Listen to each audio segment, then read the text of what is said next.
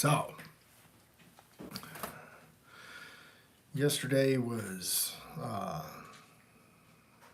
yesterday was day 79. Today's day 80. Day 80, we got 30 and 31. Deuteronomy 30 and 31.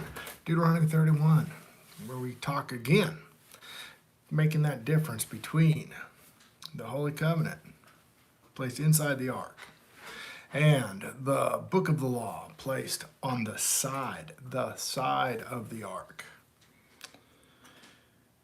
Deuteronomy 30, verse 1, And it shall come to pass that when all these things come upon thee, the blessing and the curse which I have set before thee, thou shalt call them to mind among all the nations, whether the Lord thy God hath driven thee. So he's already talking about how he drives them out of the land.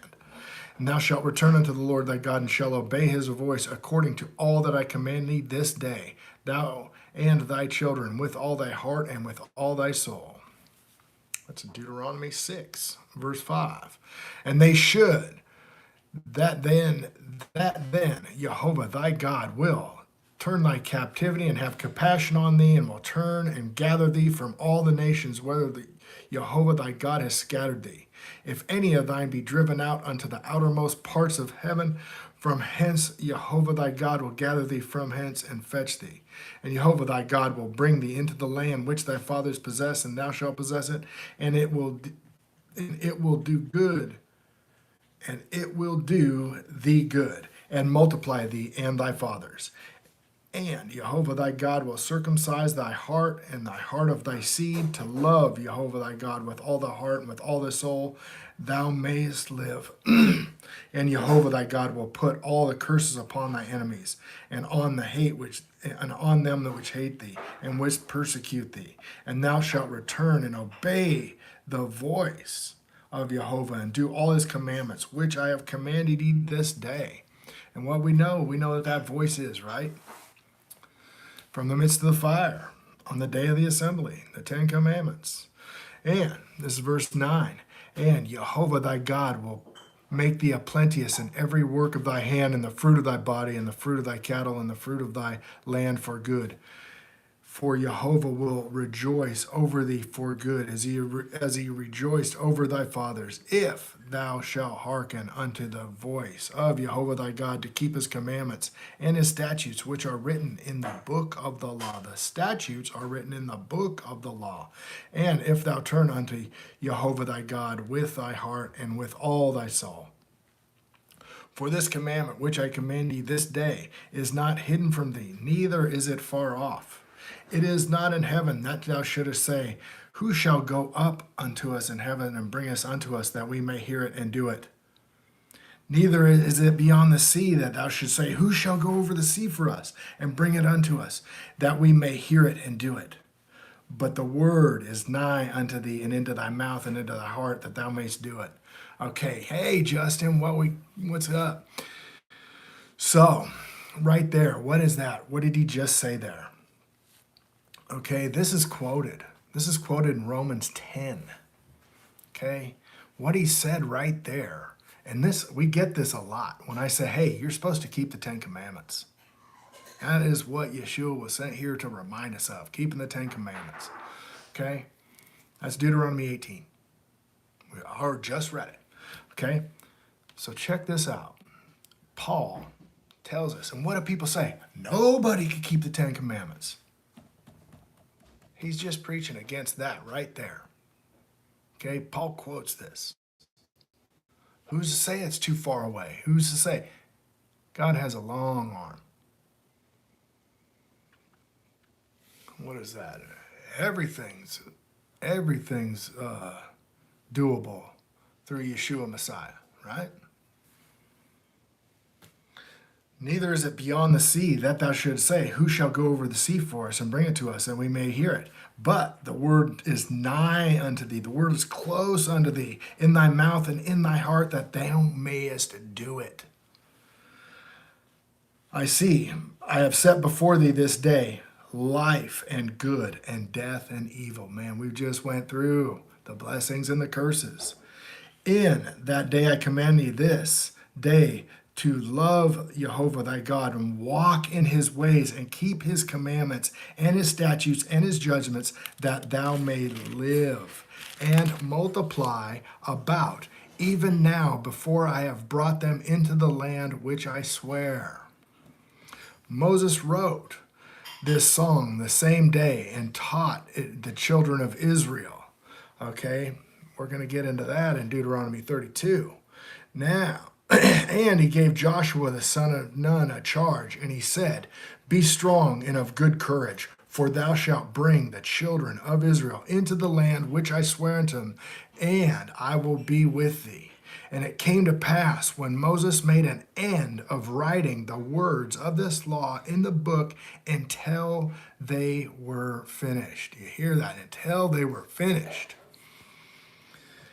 That Moses commanded the Levites, which bear the ark of the covenant of the Lord, saying, take this book of the law and put it in the side of the ark. Put it on the side of the ark of the covenant of Jehovah your God, that it may be there for a witness against thee. Okay, what did he just say? He said, put it in the side of the ark.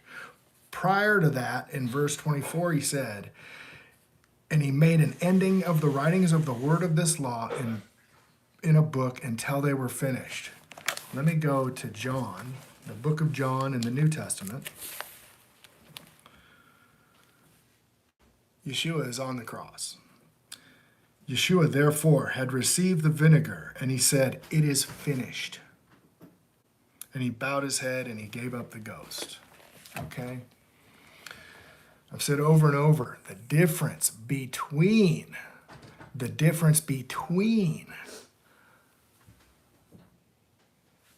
covenant that's supposed to be written on our hearts, the holy covenant that's placed inside the ark of the covenant under the mercy seat, and the book of the law that's placed on the side of the ark.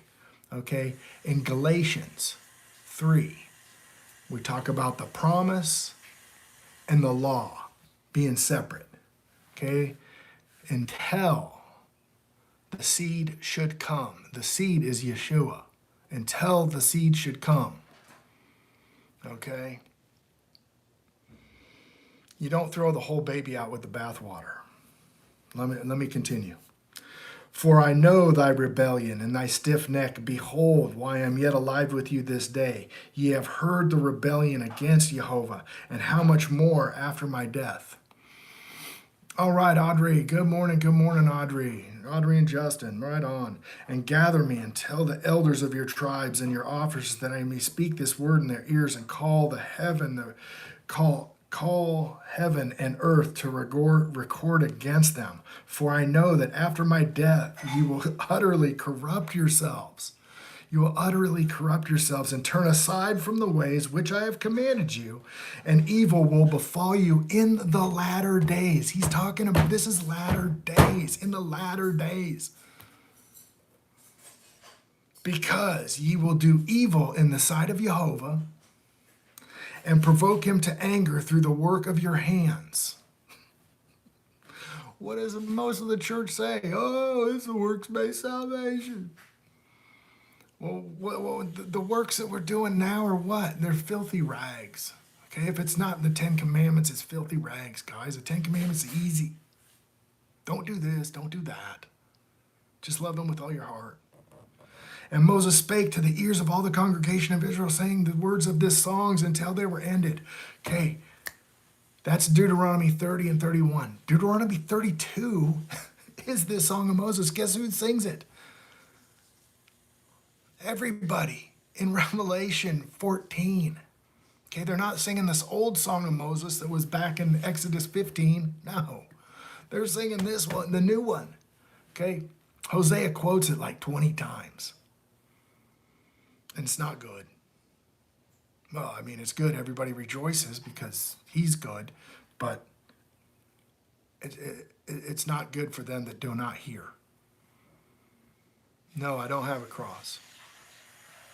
Cross is a graven image. Make no graven image. Read Isaiah 44, I think. Isaiah 44.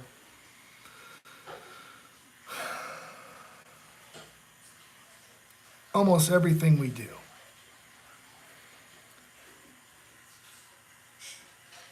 is of the world. We're taught of the world, not of God. Okay, those are.